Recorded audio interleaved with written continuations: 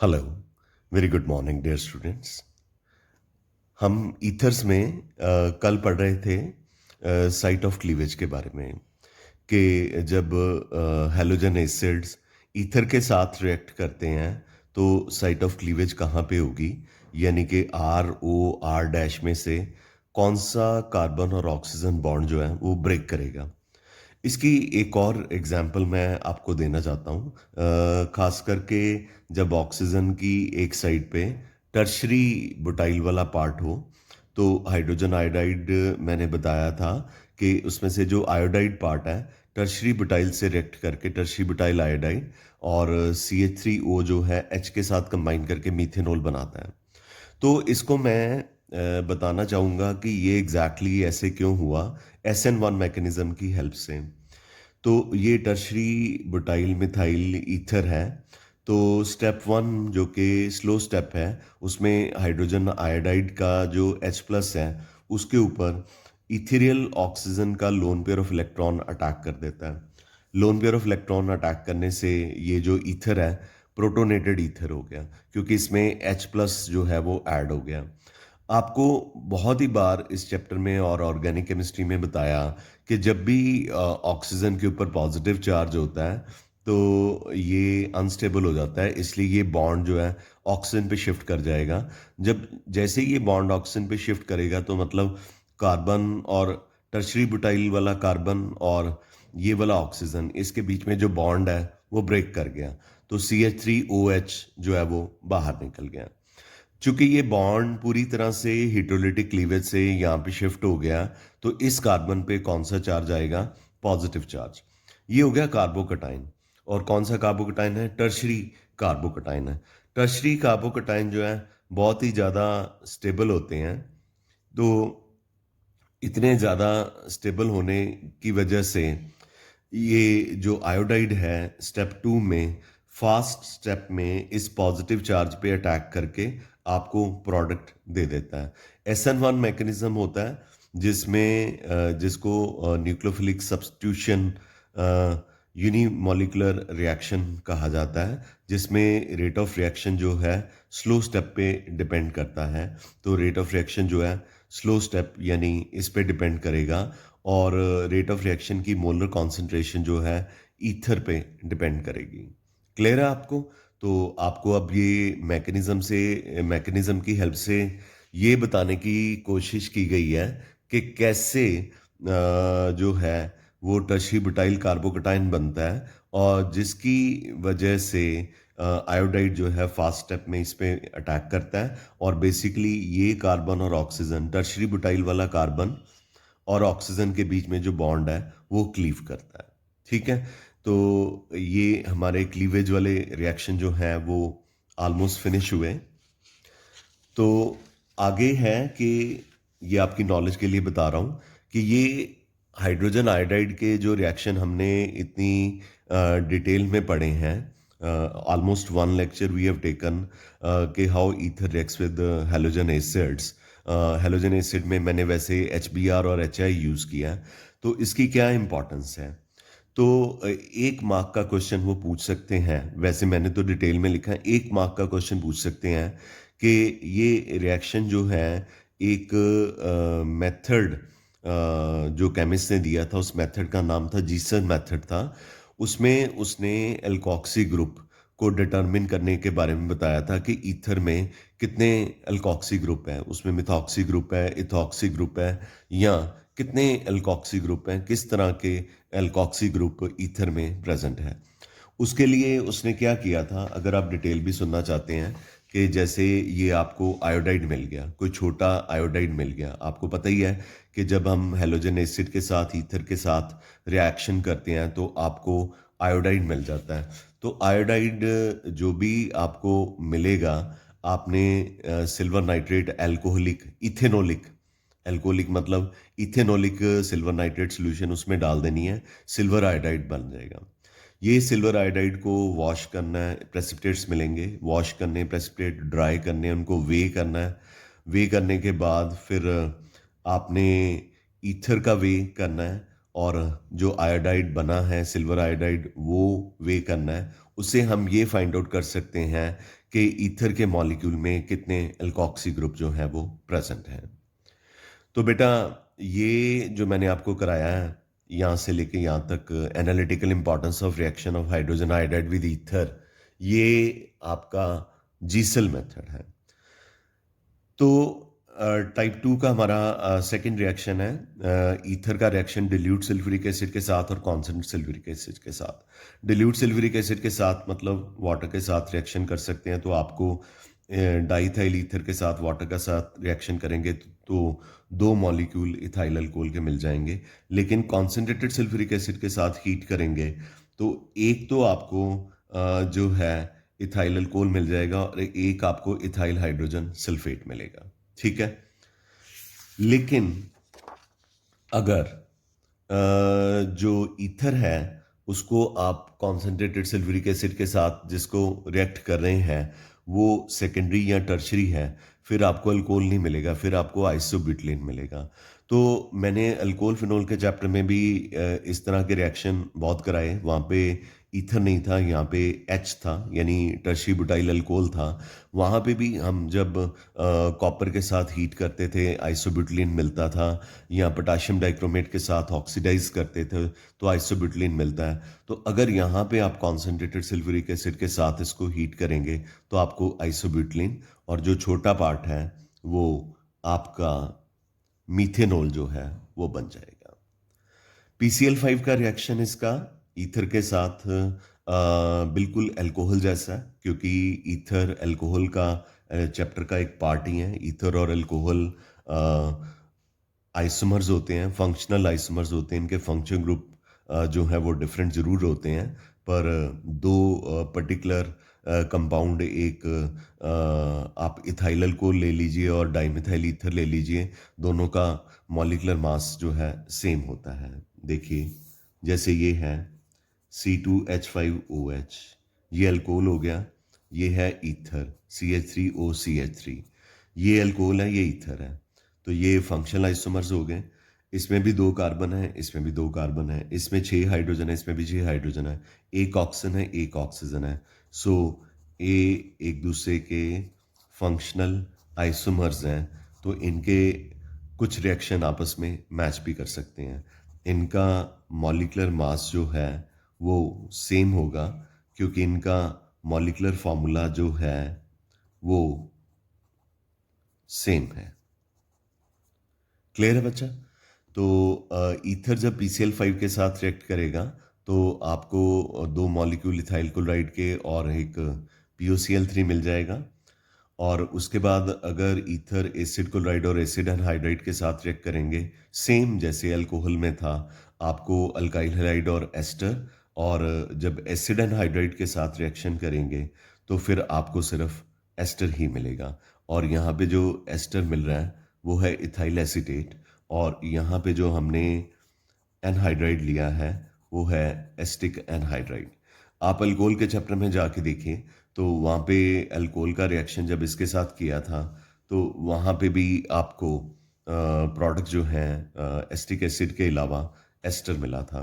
यहाँ पे acid chloride के साथ रिएक्ट करने पे आपको एक एस्टर मिल गया और एक आपको क्या मिल गया, अल्काइल हैलाइड मिल गया। ठीक है बच्चा, तो आई एम श्योर कि आपको ये क्लियर हो गया होगा। तो ये टाइप 2 के रिएक्शन थे हमारे ईथर्स के। टाइप 3 के रिएक्शंस पे आ जाते हैं। इनमें पूरा का पूरा अल्काइल ग्रुप जो है वो इन्वॉल्व होता है। तो पहला रिएक्शन है action of air and light, कि एयर और लाइट का क्या जो है वो रिएक्शन होता है ईथर के ऊपर। ईथर की कोई भी बॉटल लैब में अगर खुली रह जाती है या जब भी आप उसको खोलते हैं तो उसमें थोड़ी बहुत एयर जो है एंटर करती रहती है, और लाइट अगर आपने उसको वाइट कलर की बॉटल में, कांच की बॉटल में रखा हुआ है, कलर्ड बॉटल में नहीं रखा, तो लाइट और एयर दोनों का उसके ऊपर एक्शन होता है। और जो ये वाला एच है वो हाइड्रोपेरोक्साइड बना देता है, ऑक्सीजन बीच में इंट्रोड्यूस हो जाती है, ये हाइड्रोपेरोक्साइड है। ये हाइड्रोपेरोक्साइड या पेरोक्साइड्स इतने डेंजरस होते हैं, एक्सप्लोसिव होते हैं कि अगर ये हाइड्रोपेरोक्साइड ईथर में बनता रहे तो केमिस्ट जब इनके साथ मतलब जिस केमिस्ट को थोड़ा कम पता हो, जिसकी नॉलेज थोड़ी कम हो, लिटिल नॉलेज इज डेंजरस, तो केमिस्ट जो है वो बहुत ही अप टू डेट होने चाहिए। तो अगर ये वो पुराने ईथर की बॉटल को खोल लेता है और जो कि कलर्ड भी नहीं है बाय चांस, वैसे ऐसे होता नहीं है, पीछे से कलर्ड ही आती हैं, तो कलर्ड भी नहीं है और उसके ऊपर अंदर एयर भी जाती जा रही है, तो हाइड्रोपेरोक्साइड बनेगा। ये इतना डेंजरस है, एक्सप्लोसिव है कि एक्सप्लोजन हो जाएगा। इसलिए ओल्ड ईथर के सैंपल्स को कभी यूज़ नहीं करना चाहिए। और अगर आप फाइंड आउट करना चाहते हैं कि बाय चांस बॉटल खोल ही ली है और आपको कोई प्रॉब्लम नहीं हुई और नहीं होएगी नहीं, क्योंकि कलर्ड बॉटल में पड़ा होता है और एयर टाइट कंटेनर में रखा होता है। लेकिन अगर आप फाइंड आउट करना चाहते हैं कि पेरोक्साइड इसमें है कि नहीं है, तो आप उसमें पहले फ्रेशली प्रिपेयर्ड फेरस सल्फेट डाल दो, फिर KCNS डाल दो। अगर फेरस सल्फेट डालने के बाद जो पेरोक्साइड है फेरस को फेरिक बना देते हैं, और फिर KCNS डाला, फेरिक और KCNS कंबाइन करके ब्लड रेड कलर अगर दे देते हैं, तो ब्लड रेड कलर अगर मिल जाता है तो इसका मतलब कि पेरोक्साइड जो है ईथर के सैंपल्स में प्रेजेंट है। और अगर आप इनको पेरोक्साइड को रिमूव करना चाहते हैं ओल्ड सैंपल ऑफ ईथर के साथ, ओल्ड सैंपल ऑफ ईथर में से, तो आपने ओल्ड सैंपल ऑफ ईथर को एक्वस पोटाशियम आयोडाइड या फेरस सॉल्ट के साथ मिक्स कर देना और शेक करना है। तो इससे क्या होगा कि जो पेरोक्साइड है वो दोबारा से रिड्यूस होके ईथर में कन्वर्ट हो जाएंगे। अगर आपने पोटाशियम आयोडाइड यूज़ किया है तो आयोडाइड ऑक्सीडाइज होके आयोडीन बन जाएगा, और अगर आपने फेरस डाला है उसकी ऑक्सीडेशन फेरिक में हो जाएगी। ठीक है, वेरी इंपॉर्टेंट रिएक्शन कि हाइड्रोपेरोक्साइड जो है वो कैसे बनते हैं, ये MCQs के लिए बहुत ज़्यादा यूज़फुल है। टाइप 3 का हमारा जो दूसरा और आखिरी रिएक्शन है हैलोजनेशन है। आप डाइथाइल ईथर को क्लोरीन के साथ ट्रीट करो, यहाँ पे मैं मार्क कर देता हूँ डार्क में। डार्क में अगर आप डाइथाइल ईथर को क्लोरीन के साथ ट्रीट करो तो जो क्लोरीन है एक हाइड्रोजन को एलिमिनेट कर देगी और वहाँ पे क्लोरीन लग जाएगी, एक हाइड्रोजन को सब्स्टिट्यूट कर देगी, और वो हाइड्रोजन सब्स्टिट्यूट होके क्लोरीन के साथ कंबाइन करके HCl बन जाएगा। और एक हाइड्रोजन वो ये वाला भी हो सकता है, ये वाला भी हो सकता है। तो लेट अस अज्यूम पहले ये वाला है, क्योंकि यहाँ पे पहले ये वाला एलिमिनेट सब्स्टिट्यूट किया हुआ है, तो यहाँ पे क्लोरीन लग गया। इस पोजीशन को अल्फा पोजीशन कह देते हैं। ये इथेरियल ऑक्सीजन के नेक्स्ट कार्बन है, इसे अल्फा कह देते हैं। इसको अल्फा क्लोरो, बाकी तो ये डाइथाइल ईथर था ही, डाइथाइल ईथर कह देना। आप इसका रिएक्शन फर्दर कर सकते हैं। क्लोरीन जो है इस हाइड्रोजन को भी सब्स्टिट्यूट कर सकती है, तो इस कार्बन को आप अल्फा डैश कह दो, तो दोनों तरफ क्लोरीन लग गई। Alpha comma alpha dash dichloro diethyl ether. Now you may think कि क्या हम सारे हाइड्रोजन को सब्स्टिट्यूट कर सकते हैं? यस, पॉसिबल है।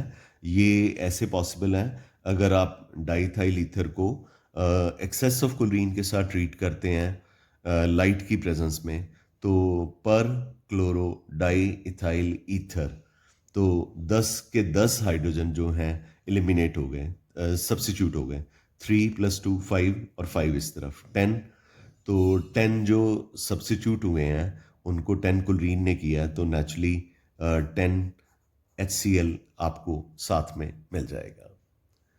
आई एम वेरी श्योर कि यहाँ तक आपको अच्छे से क्लियर हो गया होगा। ठीक है, क्लियर है बेटा? अब हम चलते हैं टाइप 4 के रिएक्शंस के तरफ।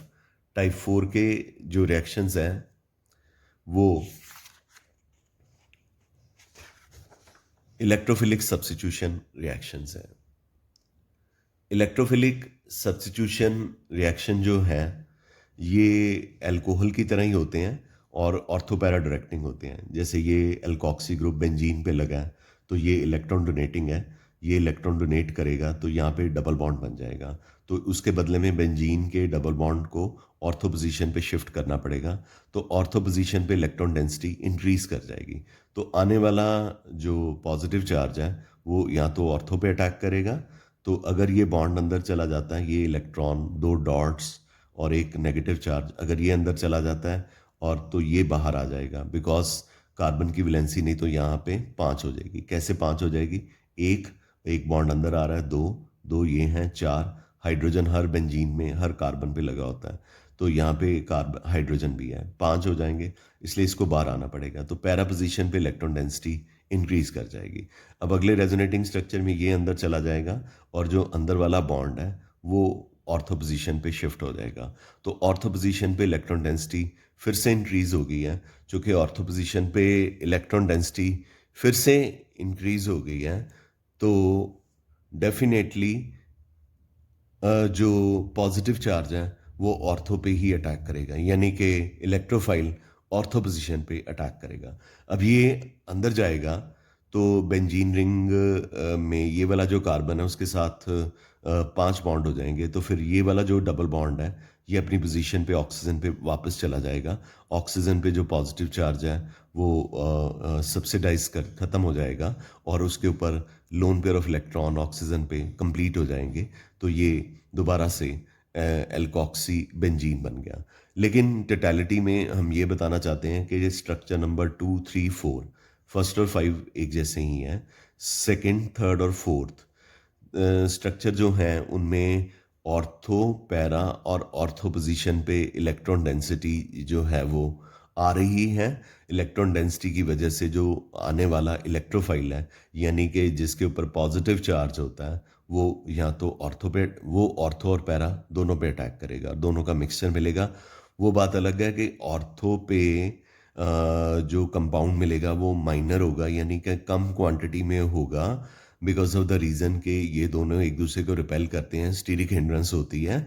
और पैरा वाला जो प्रोडक्ट है वो मेजर होगा, यानी ज़्यादा होगा। तो हम इसका टाइप 4 के इलेक्ट्रोफिलिक सब्स्टिट्यूशन रिएक्शन के मैग्नीज्म को अंडरस्टैंड करने के बाद कि क्यों जो ईथर हैं ऑर्थो और पैरा डायरेक्टिंग इन नेचर हैं, तो हम एनिसोल यानी कि मिथॉक्सी बेंजीन को ब्रोमीन से ट्रीट करते हैं एस्टिक एसिड की प्रेजेंस में। तो ये मिथॉक्सी ग्रुप जो है ऑर्थो पैरा डायरेक्टिंग है, इसलिए ब्रोमीन या तो ऑर्थो पे अटैक करेगा और पैरा पे भी अटैक करेगा। ये पैरा पे हो गया, ये ऑर्थो पे हो गया। तो इसका नाम पैरा ब्रोमो, ये एनिसोल था तो एनिसोल हो गया। ये ऑर्थो ब्रोमो एनिसोल हो गया। ये मेजर इसलिए है क्योंकि इनकी कोई स्टीरिक हिंड्रेंस नहीं है, कोई इलेक्ट्रॉनिक रिपल्शन नहीं है। यहाँ पे इलेक्ट्रॉनिक रिपल्शन है ऑर्थो पोजीशन पे, तो ये लेसर क्वांटिटी पे मिलेगा और जो पैरा वाला है वो आपको मेजर क्वांटिटी में मिलेगा। I am sure this is clear to you. Clear? तो चलते हैं आगे। हमारे पास है Friedel Craft alkylation. Friedel Craft alkylation में जो एनहाइड्रस एल्यूमिनियम क्लोराइड होता है वो क्लोराइड को ले जाता है, तो इस CH3 पे पॉजिटिव चार्ज आ जाता है। ये इलेक्ट्रोफाइल हो गया। इलेक्ट्रॉन डेंसिटी ऑर्थो और पैरा पे इंक्रीज हुई थी, तो ये ऑर्थो पे अटैक करेगा और पैरा पे अटैक करेगा, ऑर्थो पे और पैरा पे। तो साथ में ये जो Cl है, यहाँ से जो H सब्सिट्यूट करना है, CH3 प्लस जब यहाँ पे जाएगा अटैक करने के लिए, यहाँ पे जब अटैच होगा तो हाइड्रोजन को तो सब्सिट्यूट करना ही पड़ेगा, हाइड्रोजन को एलिमिनेट करना ही पड़ेगा, नहीं तो कार्बन की वैलेंसी 4 की बजाय 5 हो जाएगी। तो CH3 प्लस यहाँ पे जब अटैच होगा, यहाँ से H प्लस को एलिमिनेट कर देगा, अब्स्ट्रैक्ट कर देगा, वो HCl के साथ ज्वाइन करके HCl बना देगा। तो CH3 ऑर्थो और पैरा पे लग गया, तो आपने अल्काइल ग्रुप को एनिसोल में यानी कि एल्कोक्सी बेंजीन में यानी कि इस ईथर में इंट्रोड्यूस किया है। तो इसको अल्काइलेशन रिएक्शन कहते हैं, जो कि फ्रीडल और क्राफ्ट नाम के केमिस्टों ने दिए थे, तो इनको फ्रीडल क्राफ्ट अल्काइलेशन रिएक्शन कहते हैं। अगला भी बिल्कुल वैसे ही है।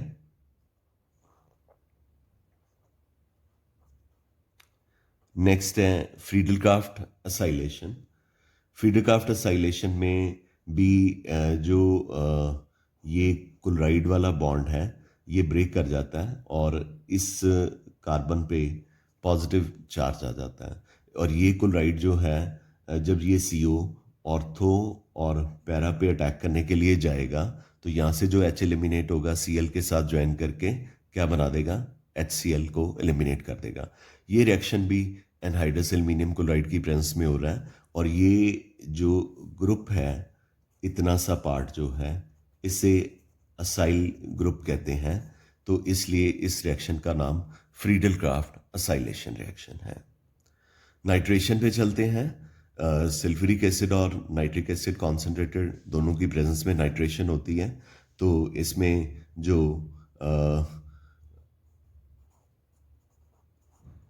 नाइट्रो ग्रुप है ये बॉन्ड OH पे शिफ्ट हो जाता है सल्फ्यूरिक एसिड की वजह से।